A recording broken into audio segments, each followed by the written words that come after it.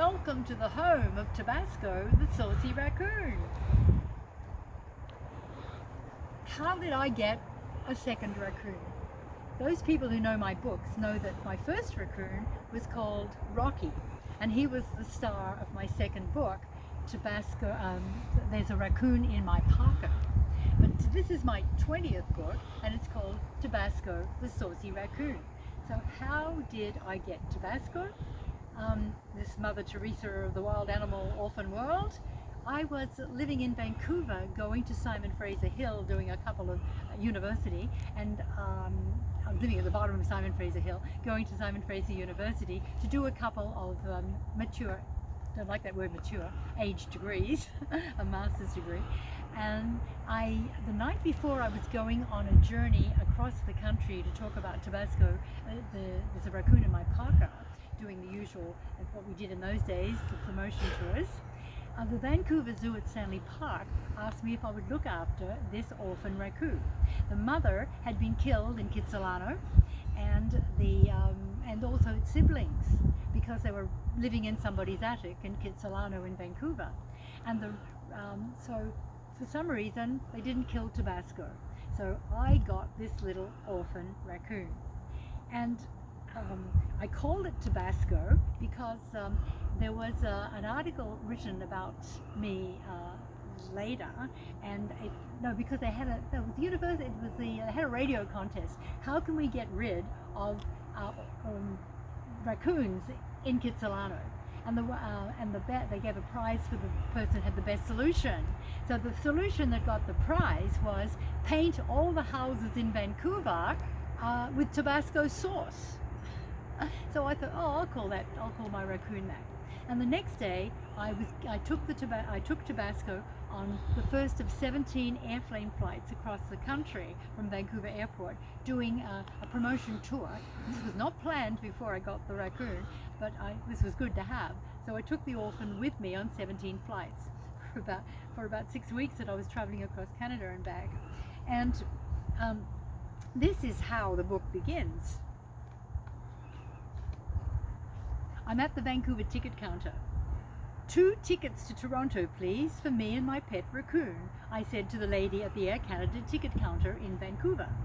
I tried to sound as if this was something I asked for every day. She drew back an alarm as I placed a wooden box in front of her. I still have the box. I know he has to go in the baggage compartment, I continued, so I brought my own carrying case, unless of course you want me to use yours. The lady behind the ticket counter stared at the box as if any minute she thought it might explode. I felt that if she'd been in a bank, she would have reached under the counter for the alarm. Did you say raccoon? Not really believing that I had one. Here, I said.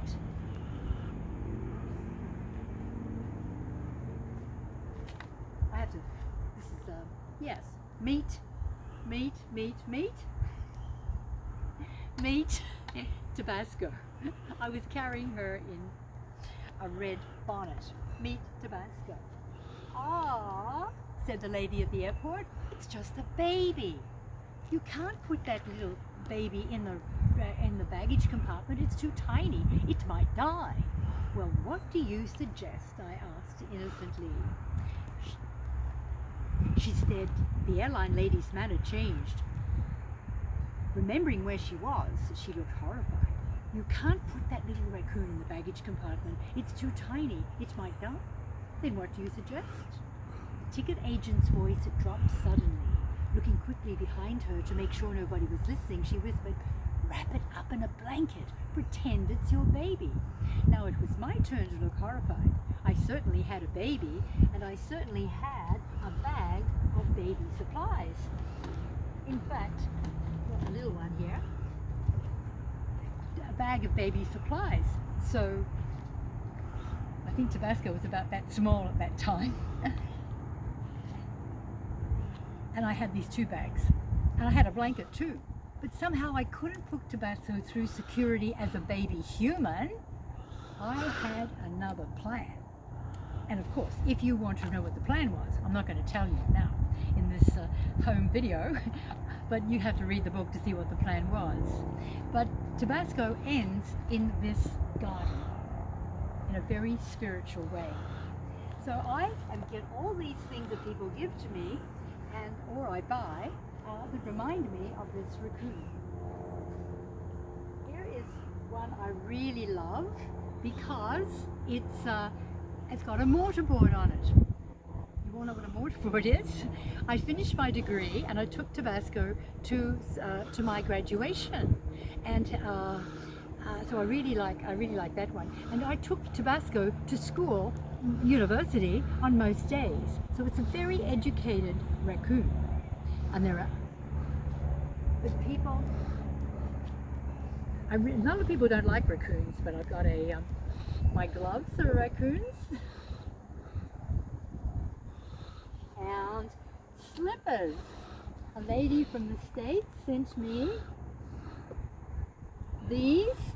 I can't get my foot into them anymore. I must have had smaller feet. I had an accident just recently, about a year ago, 2 years ago now, in Egypt, in a market, and I got rammed in the rear, and I had a problem with legs. Couldn't walk for almost a year, and so I've got a fat foot on the left-hand side, so I certainly can't get into these now. But that doesn't matter. And here, well, we can tell more stories. Here's a puppet. We can tell more stories. Yeah, let's tell a story. Mummy, let's tell a story. And I just see that my cat, have a look at the cat. Can you see the cat? This is a cat, a feral cat that came to me while I was living here, and it's only got half a tail. So it's come to me as a kind of an 18-year-old now orphan cat with a tail like that. I can't lift her up because obviously somebody has tried to take her tail off, and she still wags it, but she comes and sleeps with me at night, and she comes and sits on my computer when I'm there during the day. Is the cat. She's very, very friendly that way, but she has a bad past. So I could write a book, but it would be a fiction book because I don't know the answer. So Tabasco, it really happened, it's non-fiction. But if I write one about the cat, well, I'll have to imagine what happened that she only has half a tail. So I have the gloves, I have the hair, and we got in there. Finished there. So the end of Tabasco, the Saucy Raccoon, after I've had her while I was at school, and we've travelled to the Okanagan, and we've travelled camping in the USA. We've had a lot of adventures together, and they are in that book. And I wanted to mention the illustrations. People of any age read my books, but this publisher, Nanoose, wanted to make sure that children read it. So she had the illustrations and not photographs, and all the illustrations are real people. I've got to show you. They're real. She went to a local school, and she said, "Could I borrow your kids? I want to have them. I want to have them act the people or the animals." I mean, they brought animals to school. People or animals, and I want to draw them, said Lorraine, who is the illustrator, and so all the illustrations are models. People have modeled, and for example, she said, "What would you feel like if? What would you look like?" She said to all the kids in the school, "What do you if a raccoon landed on your head?" And then she picked out. This is her favorite. This is the one that won to be in the book. And that's what he looked like. Can you see it? He's got his hands over his head. Oh, wow, I've got a raccoon on my head. Oh my gosh. And everybody had a different reaction. Now the principal, she said, yeah, you can use the kids in the school in Kelowna, but she didn't know that she was going to be the first illustration in the book. And you see what she is? Can you see that page? She acts out the part of the Vancouver Airport ticket counter, where she opens a box to find a raccoon in it and then tells me to put it in the baggage compartment. And I read to you, I'm not reading to you what I did with it because you can find that out by reading the book. But the vice principal, she said that she wanted to be in the book too. So she went home, she said, I want to be Lynn's sister. My sister from Australia came over to Canada to go, and she went with me on a trip to the Rockies. And we drove up there with the Tabasco in the car. And she gets her pitch. The vice principal goes home and she says, I want to be in Lynn's book too. I'm trying to find the illustration.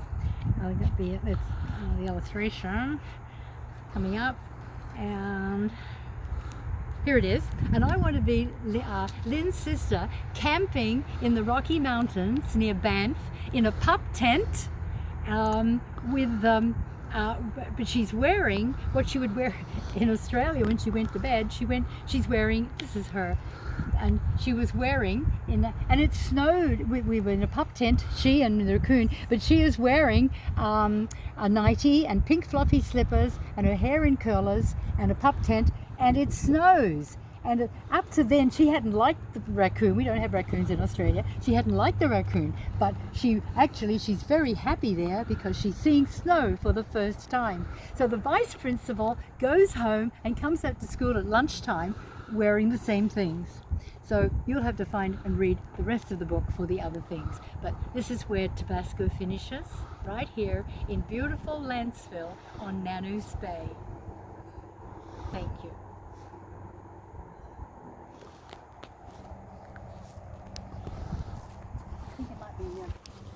Thank you. I think it